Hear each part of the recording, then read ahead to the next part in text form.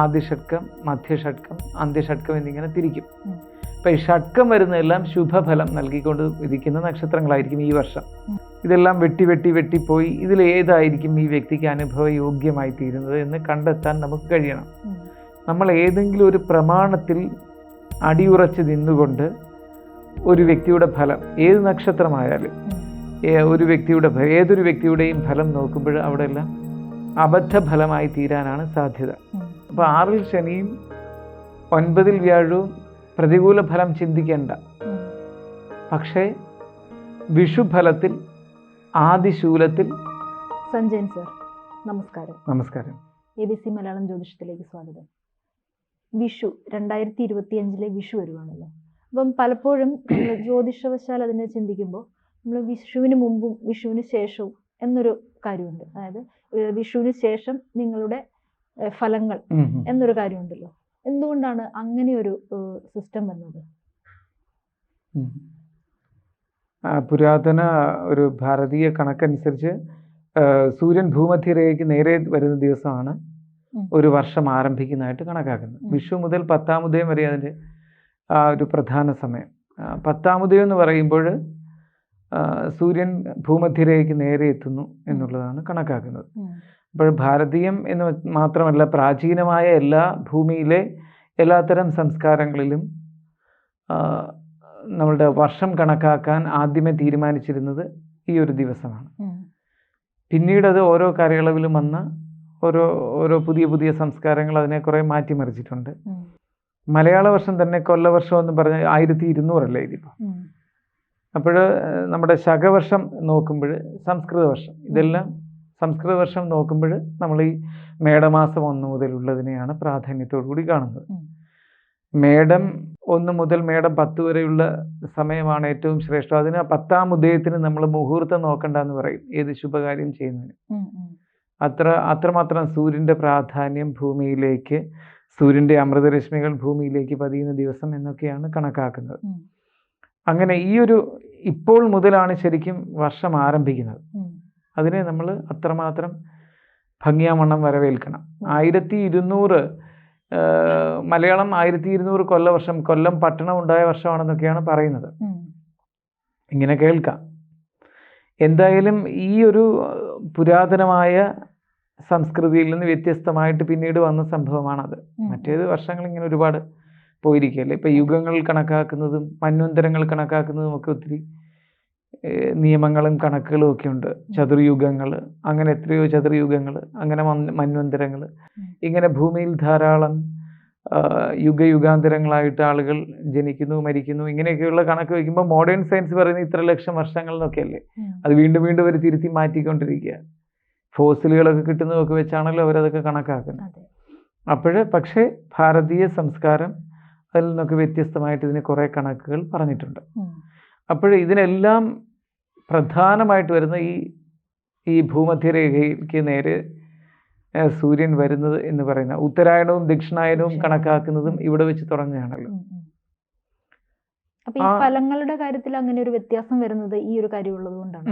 നമ്മള് ജ്യോത്സ്യന്മാര് ജ്യോതിഷം നോക്കുമ്പോൾ ചാരവശാലുള്ള ഫലങ്ങൾ മാറിക്കൊണ്ടിരിക്കുന്നത് സാധാരണമായിട്ട് സാമ്പ്രദായിക ജ്യോതിഷത്തിൽ ഗ്രഹനില ഉണ്ടെങ്കിലും ഇല്ലെങ്കിലും അനിവാര്യമായി വരുന്നൊരു കാര്യമാണത്. ചാരവശാലുള്ള ഫലം അല്ലെങ്കിൽ ഗോചരവശാലുള്ള ഫലം എന്നൊക്കെ പറയും. അതിന് കൂടുതൽ സൂക്ഷ്മത കിട്ടാൻ വേണ്ടി വിഷുഫലത്തെ കൂടി നമ്മൾ പ്രാധാന്യം കൊടുത്ത് കാണും. അതിന് ആദിശൂലം, മധ്യശൂലം, അന്ത്യശൂലം, ആദിഷഡ്കം, മധ്യഷഡ്കം, അന്ത്യഷഡ്കം എന്നിങ്ങനെ 3, 6, വീണ്ടും 3, 6, വീണ്ടും 3, 6 എന്ന കണക്കിൽ നമ്മൾ 3 നക്ഷത്രങ്ങളെ ആദിശൂലത്തിൽപ്പെടുത്തി അടുത്ത 6 നക്ഷത്രങ്ങളെ ആദിഷഡ്കത്തിൽപ്പെടുത്തി ഇങ്ങനെ ആദിശൂലം, മധ്യശൂലം, അന്ത്യശൂലം, ആദിഷഡ്കം, മധ്യഷഡ്കം, അന്ത്യഷഡ്കം എന്നിങ്ങനെ തിരിക്കും. അപ്പം ഈ ഷഡ്കം വരുന്നതെല്ലാം ശുഭഫലം നൽകിക്കൊണ്ട് ഇരിക്കുന്ന നക്ഷത്രങ്ങളായിരിക്കും ഈ വർഷം.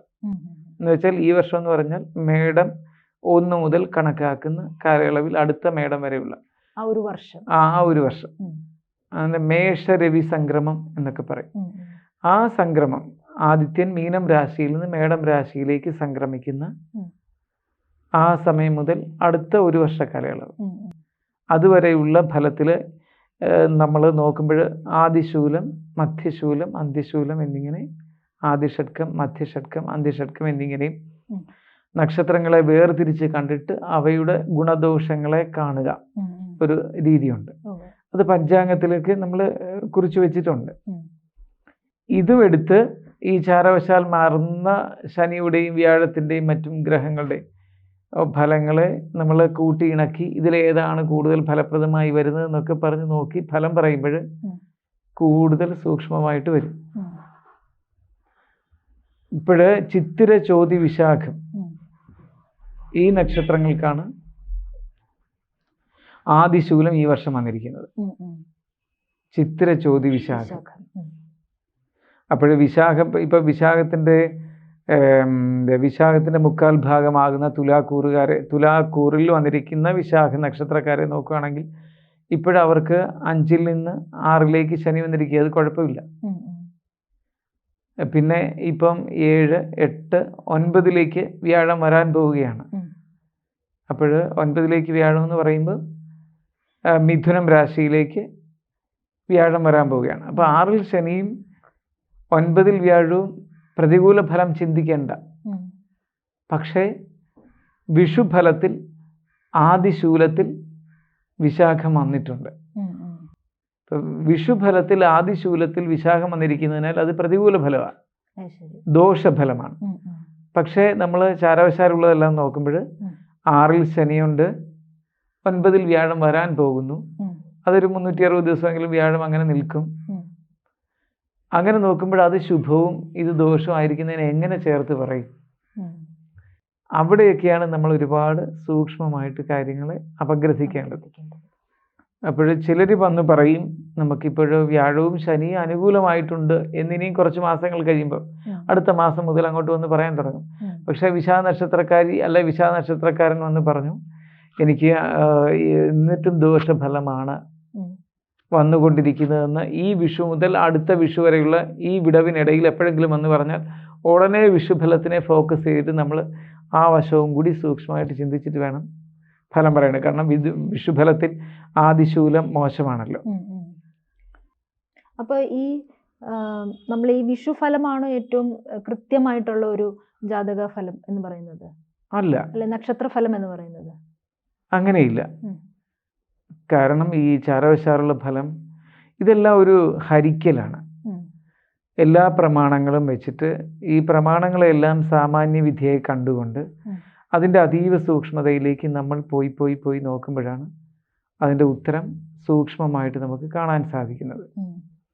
ഇതെല്ലാം വെട്ടിപ്പോയി ഇതിലേതായിരിക്കും ഈ വ്യക്തിക്ക് അനുഭവയോഗ്യമായി തീരുന്നത് എന്ന് കണ്ടെത്താൻ നമുക്ക് കഴിയണം. നമ്മൾ ഏതെങ്കിലും ഒരു പ്രമാണത്തിൽ അടിയുറച്ച് നിന്നുകൊണ്ട് ഒരു വ്യക്തിയുടെ ഫലം ഏത് നക്ഷത്രമായാലും ഏതൊരു വ്യക്തിയുടെയും ഫലം നോക്കുമ്പോൾ അവിടെ എല്ലാം അബദ്ധഫലമായി തീരാനാണ് സാധ്യത.